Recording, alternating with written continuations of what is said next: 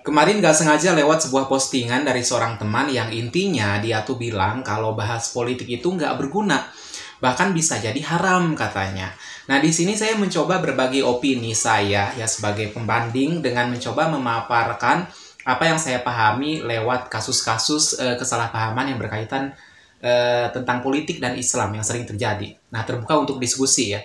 Nah, yang pertama ada yang mengatakan ngapain bahas politik, mending ngaji dan menuntut ilmu syar'i katanya. Nah, jika semua hal yang dipandang nggak bermanfaat harus dibandingkan dengan aktivitas ukhrawi, semacam ngaji, sholat, dan menuntut ilmu, akan terlalu banyak aktivitas-aktivitas remeh yang diharamkan.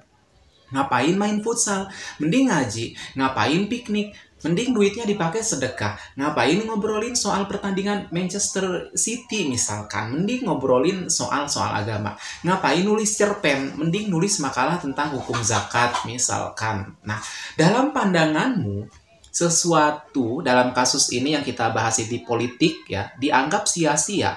Tapi nggak dianggap sia-sia di mata orang lain. Mereka memiliki pola pikir dan pandangan yang beda sama pandangan kamu. Dan ini hak prerogatif setiap orang selama dalam batas-batas kewajaran tentunya.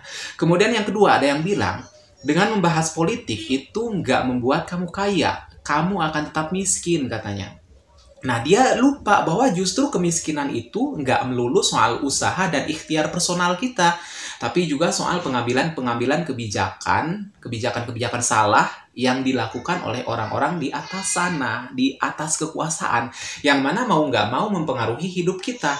Nilai tukar rupiah naik ya, lapangan pekerjaan sempit, kesenjangan sosial yang semakin lebar, angka kriminalitas yang tinggi, itu nggak lepas dari kebijakan dan juga ada sangkut pautnya dengan kemampuan mereka yang punya kuasa dan para pemangku-pemangku kebijakan.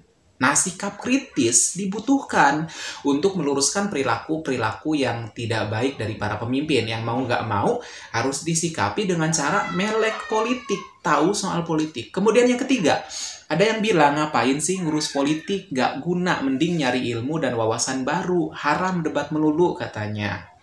Nah, dia sepertinya memahami politik hanya urusan debat kosong para netizen gitu ya, debat kosong, debat kusir. Nah, apa juga saya termasuk kali ya? Misalkan kayak debat pilpres, demo yang bikin macet dan rusuh, misalkan permusuhan karena beda pilihan, yang tadinya temenan, yang tadinya akrab jadi musuhan gara-gara beda pilihan politik. Bukan, politik bukan melulu soal itu, bukan melulu soal permusuhan. Apa iya agama mau dilarang gara-gara ada kasus SARA ya, semacam konflik Ambon dan Poso. Konflik Ambon dan Poso itu kan mulanya karena pertentangan agama. Apa hanya karena pertentangan agama, konflik yang dilandaskan oleh agama, kita langsung menganggap agama itu nggak boleh? Ya ngawur kalau alasannya gitu. Apa iya olahraga sepak bola mutlak diharamkan hanya karena ada supporter The Jackmania rusuh melulu sama bobotoh Persib misalkan? Kan lucu gitu ya kalau alasannya begitu. Nah, pendidikan itu sangat luas. Politik itu bahkan bidang ilmu yang harusnya dipelajari. Di Fakultas Hukum kita juga secara nggak langsung belajar politik. Di Fakultas Ilmu Sosial dan Ilmu Politik apalagi ya. Di Fakultas Sejarah juga. Bahas budaya juga nggak bisa lepas dari perkembangan politik. Kalau politik itu mutlak haram, sekalian aja hapusin mata pelajaran IPS dan PKN di sekolah.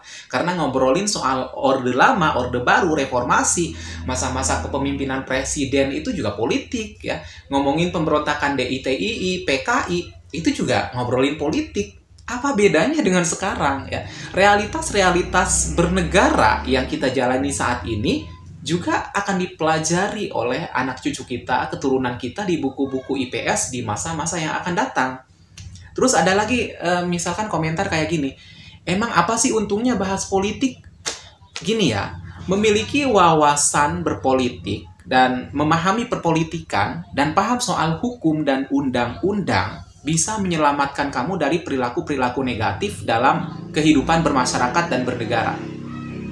Ketika ditilang Ya, ketika ditilang dan diminta bayar uang damai misalkan oleh polisi, kamu nggak hanya memahami soal halal dan haram lewat hukum suap dalam agama, kamu juga bisa membungkam dan menggertak polisi soal resiko-resiko hukum yang bakal dihadapi, gitu ya. Nah, contoh lainnya ketika diminta untuk memilih paslon lewat tempelan amplop di tangan, gitu ya, politik, money politik, kamu nggak hanya menolaknya dengan dalih hukum agama, kamu juga bisa paham bagaimana cara melaporkan tindakan-tindakan busuk tersebut sehingga tindakan tersebut nggak jadi budaya. Ya, kenapa money politik itu lestari? Ya karena masyarakatnya mau menerima. Kenapa masyarakat mau menerima money politik? Karena mereka nggak punya pendidikan politik. Ya, ini harus ada pendidikan politik terhadap masyarakat. Kamu juga bisa paham soal kriteria-kriteria pemimpin yang baik, yang layak untuk dipilih, dan mencoba memberikan pemahaman atau literasi kepada orang-orang terdekat soal politik-politik kotor yang harus dihindari. Nah, itu juga pendidikan politik. Dan itu biasanya nggak bisa dilakukan secara komprehensif kecuali mereka yang paham soal pernak-pernik politik. Gitu. Jadi, menurut saya nggak wajar kalau umpamanya politik diharamkan.